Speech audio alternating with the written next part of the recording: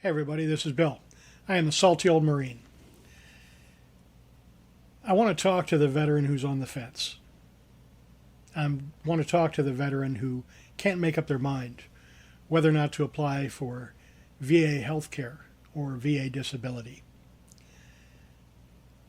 I can't tell you what to do, but I can tell you this. You deserve help. Now, I know a lot of you have been through it.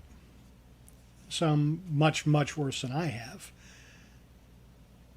I can't even imagine some of the things you've been through that I have not. But we're alike in certain ways. We served. We came home. And we need some help. But for some of us, when that subject comes up, we freeze. Maybe you feel like you don't deserve it. Maybe you're afraid of treatment or medication or the stigma. If that's you, then you're the person I'm talking to today. I have been there. You might recall, some of you, that I got out of the Marine Corps in 1985. I didn't start getting involved with the VA until 2023. That's quite a gap. I wondered if I really deserved it. I told myself that others had it worse, and many have had it worse. I thought I could tough it out, push it down, keep moving. I get that. The fear and the shame and the mistrust, they're all real. I've also met a lot of other vets who felt the same way. It's a very familiar story that I've heard several times. Just yesterday, I talked to a friend of mine. He was diagnosed with some mental health issues while he was in service, overseas in a combat zone. He's been struggling ever since. He's a little scared of the system. I don't think he uses that word, but that's how I interpret it. He's a little scared of the system. He's a little scared of the meds. He's talked about how he's received meds in the past and didn't like how they made him feel. He also thinks that maybe he doesn't rate. Maybe he doesn't deserve any help. This guy is pain walking. And he's not the only one. It's eating a lot of us alive. You deserve it. Period. End of discussion. You deserve help. Whether it's medical attention, mental health treatment, disability, all of the above, you deserve it. If you were injured physically, nobody would question whether or not you deserved a cane or a set of crutches or a wheelchair. Nobody would question that. Mental injuries count. Moral injuries count. Trauma counts. Think about that for a second. If I came back from the Marine Corps and I was missing a limb, there is not a person in this world who would say, "You don't deserve a prosthetic foot." They wouldn't say that. They'd never even think that.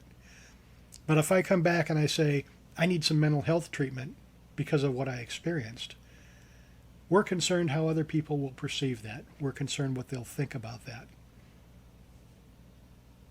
That's what I have to say about that. You're not faking. You're not weak. You're wounded. Just as if you were missing a limb. You don't need to be perfect. That doesn't mean you're a perfect person. You don't have to have medals. You don't have to have a Purple Heart. If you suffered because of your service, you rate. End of story. Treatment is not easy, but it is worth it. Treatment is not a magic fix. I've been through several bouts, I guess, of VA therapy through the VA for PTSD, and I don't feel particularly better. I have started a third course of therapy through the vet center, and I hope it's going to help me. I'm certainly going to give it my best effort. Medication doesn't work for everybody. Therapists are not all the same. But doing nothing doesn't work either. I found that out the hard way. Isolation will eat you up inside and eventually kill you. And we see that every day. Remember that you can always say no to medication, or you can change your mind. If you start therapy and it's not working for you, you don't have to keep doing it. If you start medication and it's not the right medication, you don't have to keep taking it. But filing for care and for disability, that's not weakness. That's a survival move. Think about what these things are doing to you. It's not weakness to need help. Think about it. If you were missing a hand because of your military service, would seeking help for that be weakness? Of course not. This counts. This counts. It's the same. So in the description, you're going to find a link to the Veterans Crisis Line. But let me just say, if you're in crisis, dial 988 and press 1. You can do it just to talk. If the idea of walking into a VA center scares the heck out of you, start online. And by the way, if you know me, I'll walk in there with you. Always. If you don't trust a VSO, do it yourself when you're filing a claim for disability. Or get help from somebody like me or other trusted veteran advocates. There's plenty of us online. You don't have to know every step. Just take the first step. The rest can come later. And if you mess it up, you can do it over. It's okay. You're not going to hurt anything permanently. Even if you file incorrectly, it'll be all right. Trust me on this. For every veteran out there who's stuck or scared or alone or silent, please don't let that be the end of the story. You do not have to suffer alone. You don't have to prove anything to anybody. You already served. You already gave. That's enough. You are not a burden. You are a brother or a sister. You are a warrior. You gave. If you reach out, you might find that there are people there ready and willing and able to help.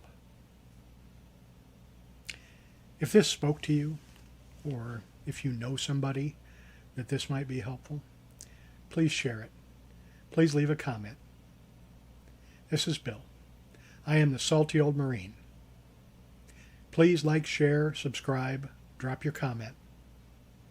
And as always, have a great day.